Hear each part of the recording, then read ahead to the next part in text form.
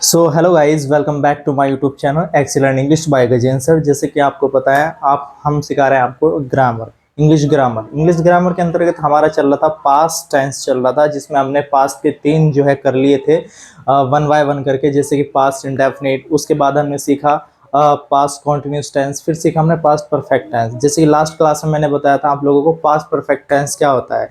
तो past perfect tense के बाद जो अगर हम क्रम की बात करें तो हमारा फिर लास्ट और फोर्थ जो बैठता है वो बनता है पास्ट परफेक्ट कॉन्टिन्यूस टेंस। ठीक है, तो आज हम बात करने वाले हैं पास्ट कॉन्टिन्यूस टेंस के बारे में। तो आज हम बात करेंगे पास्ट परफेक्ट कॉन्टिन्यूस टेंस।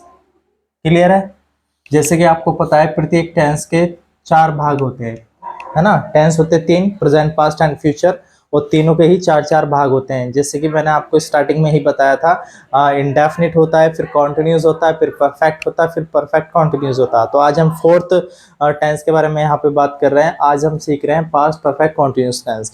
जैसे कि लास्ट वीडियो में हमने, इससे पहले हमने बताया था आपको प्रेजेंट पढ़ाया था, चारों प्रेजेंट पढ़ाए थे, वैसे ही आज हम पास्ट परफेक्ट कॉन्टिन्यूस टेंस के बारे में बात करेंगे।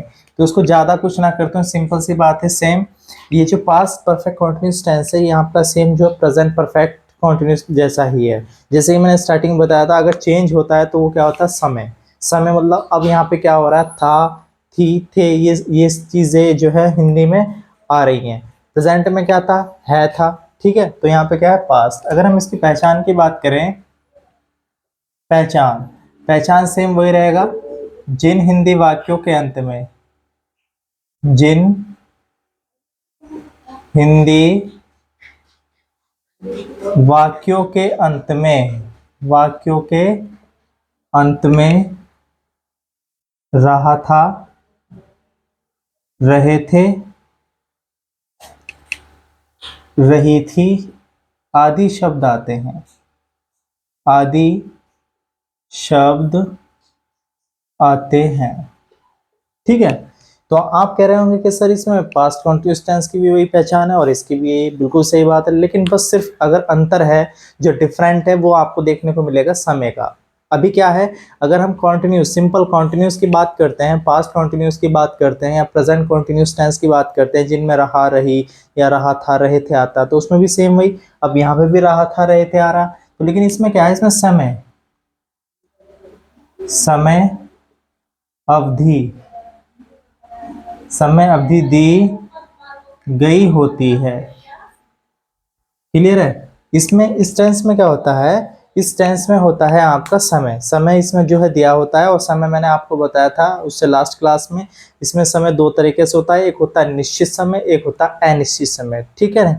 तो अनिश्चित समय के लिए हमें क्या यूज करना होता है, अनिश्चित समय के लिए हम यूज करते हैं फॉर, और निश्चित समय के लिए हम यूज करते हैं सिंस। फॉर एग्जाम्पल अगर हम बात करें, मैं आपको बताऊं, तो आपको क्या करना होता है, अनुवाद के नियम, अनुवाद के नियम। अगर हम अनुवाद के नियम की बात करें तो इसमें एक ही सेंटेंस में क्लियर हो जाता है।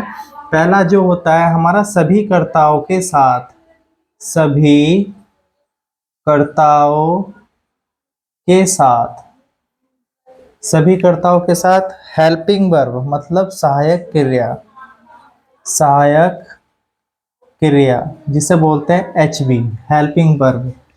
हैड बीन, हैड बीन का प्रयोग करते हैं, हैड बीन का प्रयोग करते हैं। और और क्रिया की, और क्रिया की फर्स्ट फॉर्म प्लस आईएनजी लगाते हैं, प्लस आईएनजी लगाते हैं। क्लियर है बात? तो हम क्या करते हैं, सभी पूरे जो है जितने भी कर्ताएं हैं, चाहे वो एक वचन हो चाहे वो बहुवचन हो, सभी कर्ताओं के साथ हम क्या करते हैं, क्रिया की फर्स्ट फॉर्म लगाते हैं, प्लस आईएनजी लगाते हैं, और हेल्पिंग वर्ब का यूज करते हैं हम हैड बीन। सभी के साथ क्या यूज करेंगे, हैड बीन का प्रयोग करेंगे। नेक्स्ट बात आता है निश्चित, निश्चित समय के लिए, निश्चित समय के लिए, निश्चित समय के लिए सिंस का प्रयोग करते हैं, सिंस का प्रयोग करते हैं। ठीक है, किसका प्रयोग करते हैं? सिंस का प्रयोग करते हैं। नंबर 3, अनिश्चित समय के लिए, अनिश्चित समय के लिए, पॉइंट ऑफ टाइम, समय के लिए, फोर का प्रयोग करते हैं। ठीक है, ये है आपका रूल रेगुलेशन, ये आपका जो है पहचान है, और ये आपका जो है अनुवाद के नियम है। तो हम क्या करते हैं, पहचान इसकी क्या होती है? जिन हिंदी वाक्यों के अंत में रहा था, रहे थे, रही थी आदि शब्द होते हैं, और समय अवधि दी गई होती है। मतलब क्या होता है इसमें? टाइम ऑफ पीरियड, है ना, जिसमें जो होता है टाइम होता है, एक समय होता है, और वो समय क्या होता है? 2 तरह का समय होता है, एक निश्चित समय होता है और एक अनिश्चित समय होता है, जैसे कि मैंने आपके सामने यहाँ पे लिखा है।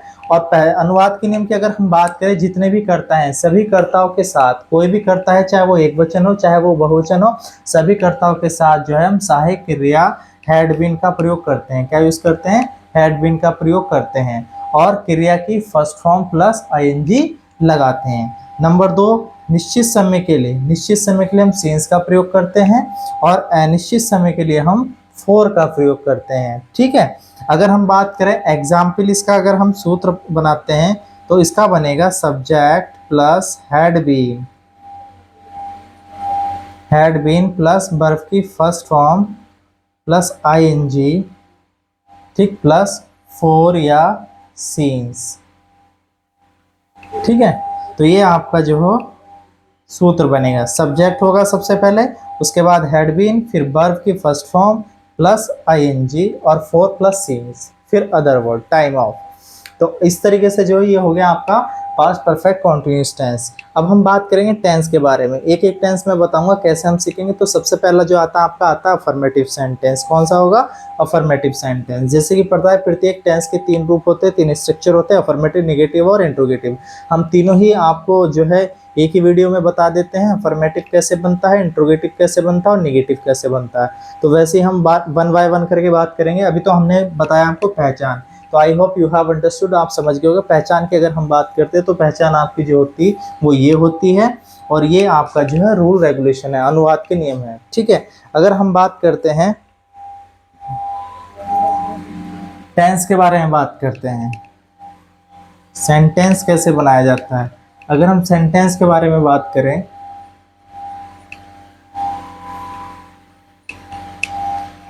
ठीक है, अगर हम सेंटेंस के बारे में बात करें तो पहले आता है सबसे पहले आपका अफर्मेटिव सेंटेंस। अफर्मेटिव सेंटेंस, ठीक है, अफर्मेटिव सेंटेंस। प्रत्येक सेंटेंस, प्रत्येक वाक्य, एक वाक्य 3 तरीके से बनता है, अफर्मेटिव, नेगेटिव और इंट्रोगेटिव। तो वैसे सबसे पहले अफर्मेटिव की बात करें तो मैंने लिखा, मैं 2 घंटे से, मैं 2 घंटे से तुम्हें पढ़ा रहा था। आगे मैंने लिखा नेक्स्ट, वह 2 बजे से, वह 2 बजे से क्रिकेट खेल रहा था। नेक्स्ट इसी तरीके से, तुम 2 साल से, तुम 2 साल से इस स्कूल में, इस स्कूल में पढ़ रहे थे, पढ़ रहे थे। ठीक है, ये हुआ आपका अफर्मेटिव सेंटेंस। 3 सेंटेंस आपके अफर्मेटिव, कौन कौन से? मैं 2 घंटे से तुम्हें पढ़ा रहा था, वह 2 बजे से क्रिकेट खेल रहा था, तुम 2 साल से इस स्कूल में पढ़ रहे थे। ठीक है, तो अभी क्या है, ये सेंटेंस है, हमें बनाना, कैसे बनाएंगे ये देखिएगा। तो मैंने आपको बताया था समय। अगर हम देखो समय की बात करते हैं, समय, सबसे पहली बात तो निश्चित समय और अनिश्चित के बारे में क्लियर कर लेते हैं हम। देखो कहाँ पे सिंस लगना, कहाँ पे फोर लगना। तो अगर हम बजे की बात करते हैं, है ना, बजे की बात करते हैं या किसी साल की बात करते हैं, 2014, 15, 16, 17 जो है ना, इस तरीके से बात करते हैं, या किसी दिन के नाम की बात करते हैं, रविवार, सोमवार, मंगलवार, या किसी महीने के बारे में बात करते हैं, जनवरी, फरवरी, मार्च, है ना, या बजे के बारे में बात करते हैं, 8 बजे, 2 बजे, 3 बजे, इट्स क्लियर। मतलब बजे, जब भी बजे हो या किसी महीने का नाम हो, है ना, या किसी सप्ताह का नाम हो, या कोई सन हो, ठीक है, तो उसके लिए यूज करते हैं हम सीन्स। क्या यूज करते हैं? सीन्स यूज करते हैं। क्या यूज करते हैं? सीन्स, है ना। दूसरी बात आता फोर। फोर किसके लिए यूज करते हैं? अगर हम बात करें घंटे के, मतलब 2 घंटे, 3 घंटे, 4 घंटे, पता नहीं ना कौन से घंटे, अगर हम घंटे के बारे में बात कर रहे हैं, या हम 2 साल के बारे में, 3 साल के बारे में बात कर रहे हैं जिसमें सन नहीं है ना, 2 दिन के बारे में बात कर रहे हैं, तो उसके लिए हम लगाते हैं फोर। It's clear. तो मतलब सिंपल सी बात है, कभी भी अगर महीने का नाम आता है, दिन का नाम आता है, या कोई सन आता है, या बजे आता है, तो उसके लिए सीन्स लगाएंगे, और बाकी घंटे के लिए उसके लिए क्या लगाएंगे? हम फोर का प्रयोग करेंगे। ठीक है, तो कैसे देखिएगा, यहाँ पे आपको दिख रहा होगा सभी में समय दे रखा है। क्या दे रखा है? समय।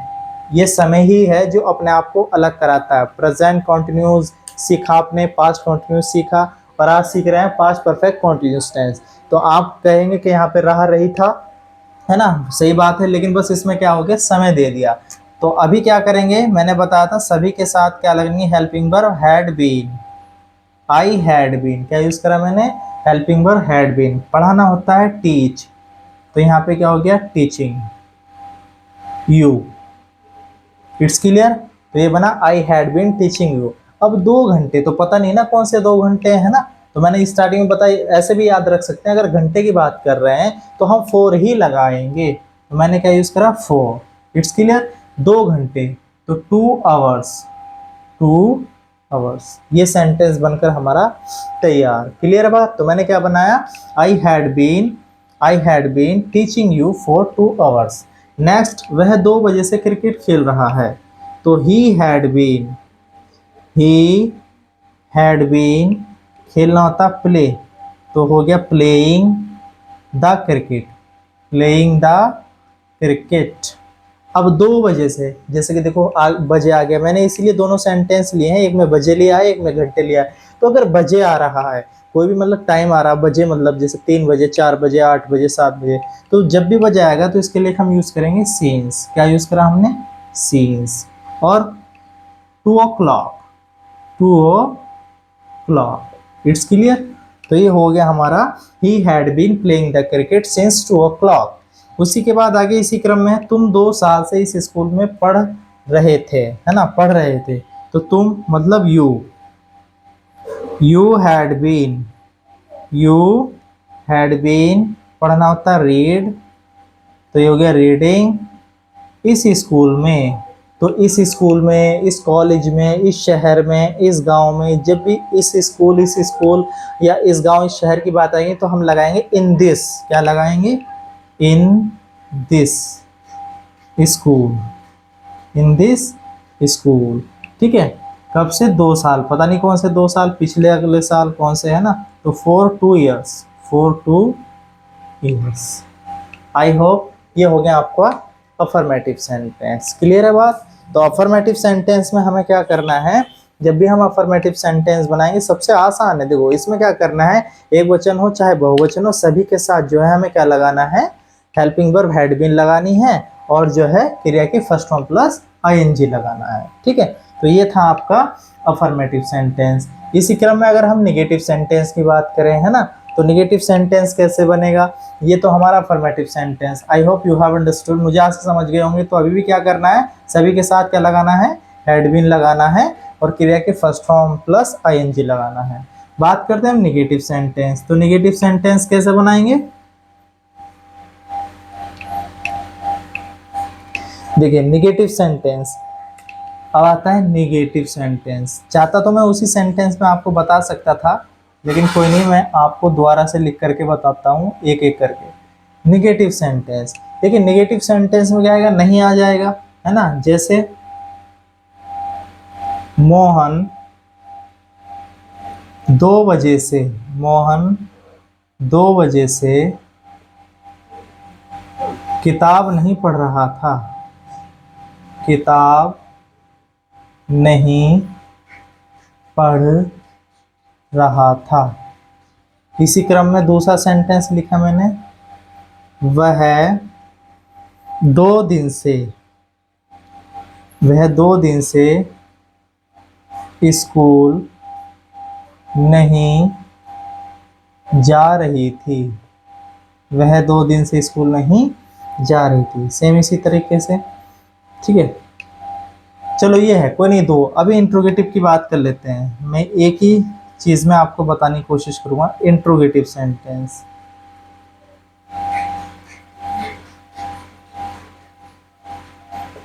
इंट्रोगेटिव सेंटेंस नेक्स्ट है। इंट्रोगेटिव में क्या वह 3 बजे से किताब पढ़ रही थी। ठीक है। उसके बाद तुम कब, तुम क्यों 2 साल से, तुम क्यों 2 साल से इस स्कूल में पढ़ रहे थे।